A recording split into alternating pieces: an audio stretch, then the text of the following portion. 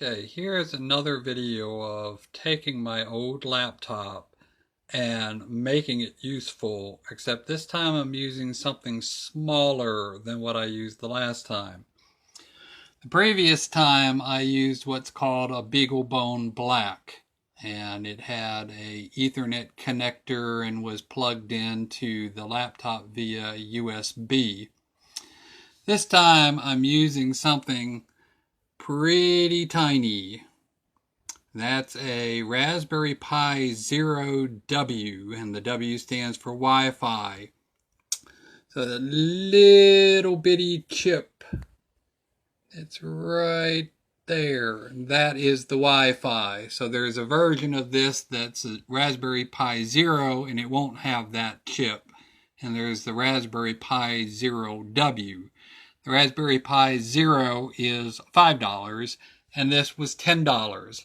So I am doing the same thing now, except instead of using a $45 Beaglebone or a $35 Raspberry Pi 3, I'm using this little bitty thing that's almost the size, a little bigger than a stick of gum. And again, it's just simply plugged in to the USB, and I'm already done an SSH into it, and all I've got to do is start up the VNC, which I'll go ahead and do now, and put in my address.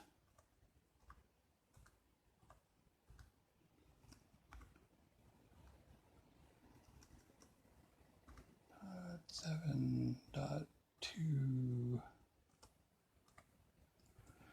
Put in my password.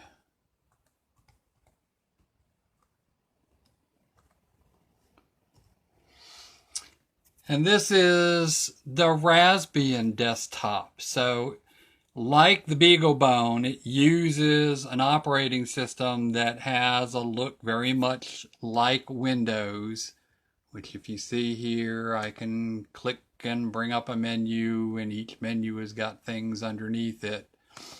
But it's something that the Raspberry Pi organization creates themselves. So it's kind of a branch of Debian, like was used on the Beaglebone, except this one is more geared towards beginners. And the Raspberry Pi was developed so kids could learn about computers.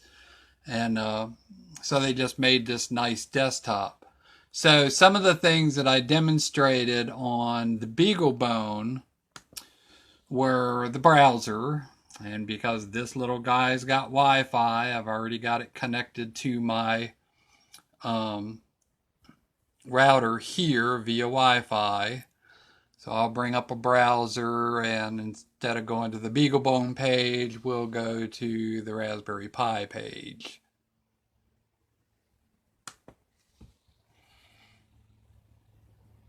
And again, this little guy, it's running at about the same processor speed as the Beaglebone. It's got a 1.4 gigahertz processor. It's a single core. I still would like to do a video with the Raspberry Pi 3 that's got a quad core. And it's got 512 meg of memory like the Beaglebone. So you can see it's bringing up the Raspberry Pi website, kind of painting it a little slow because there's a lot of information on the Raspberry Pi website. They have videos and tutorials and stuff that are designed for kids. One of the other things that I brought up was the equivalent of Microsoft Word. So we have that also on here. It's LibreOffice Writer.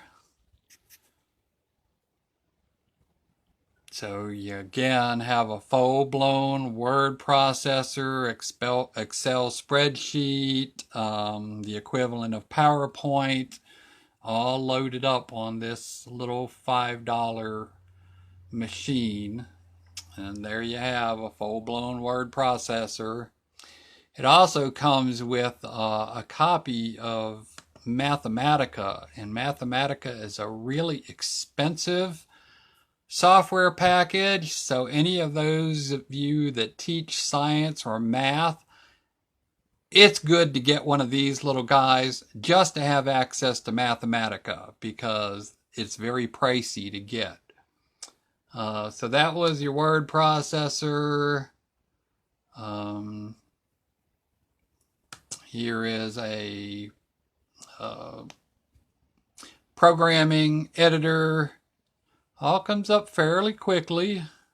I'm not complaining. I could use this. It comes loaded with stuff for kids.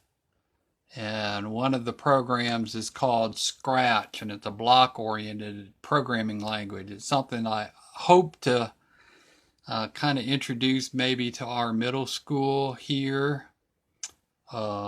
Programming without programming. You just kind of drag blocks onto the stage, and by that you can make like that little cat guy. That one block I can make move now, and there he moved 30 steps. There's also a lot of Python stuff on here, because Python is kind of the language that they've chosen to teach a lot of their stuff on. So there is the Python editor, but it also comes with a whole bunch of games, and you've got the software. And yes, for those of you guys that like Minecraft, there's a version of Minecraft, kind of scaled down, but it's on there. But whole bunch of Python games, and you've got all of the code to it. So here's a game that's like Reversi. Any of you that have played Reversi on Windows?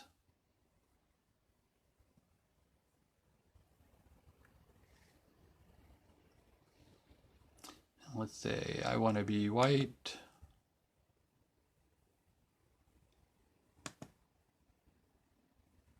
And so it's a game you should be familiar with. Oops, can't do it there. Can do it there. It's smarter than I am.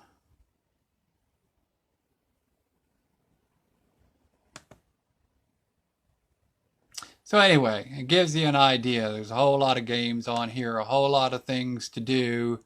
Again, using this old 64 meg laptop with a 500 megahertz processor, not good for anything now. But all I'm doing is running TinyCore Linux on it, and the TinyCore Linux is simply so I can do a virtual network connection, VNC, into these little boards like this Raspberry Pi 0. Anyway, that's it. Again, if you have questions, feel free to ask. Thanks.